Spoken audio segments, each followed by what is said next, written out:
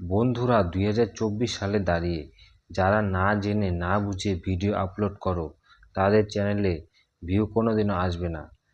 View আসা গেলে তোমাকে সঠিকভাবে সঠিক নিয়মে তোমাদের কাজ করতে হবে ইউটিউবে, তাহলে ভিউ আসবে।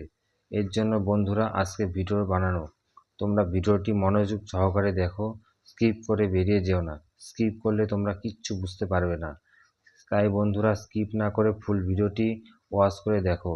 আজকে আমি তোমাদের দেখাবো যে 99% ইউটিউবার এর জন্য ব্যর্থ, মাত্র 1% ইউটিউবার সঠিক নিয়মে ইউজ করে দেখে সে সবসময় সফল হয়ে রয়েছে।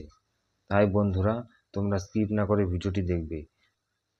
তাই বন্ধুরা আমার ভিডিওটি দেখার আগে যারা এখন আমার চ্যানেলটিকে সাবস্ক্রাইব করনি তারা আমার চ্যানেলটিকে এক্ষুনি সাবস্ক্রাইব করে দাও, বেল বাটনটিকে প্রেস করে দাও।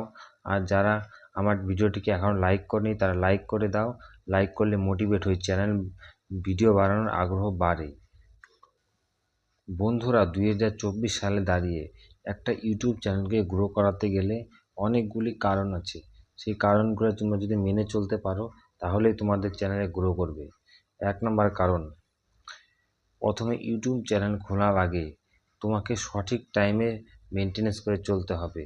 তোমরা যদি সঠিক টাইমে ভিডিও আপলোড না করতে পারো, একদিন আপলোড করছো সকালে, একদিন করছো দুপুরে, একদিন করছো রাত্রে, সেভাবে তোমার অডিয়েন্স দেখবে না ভিডিও।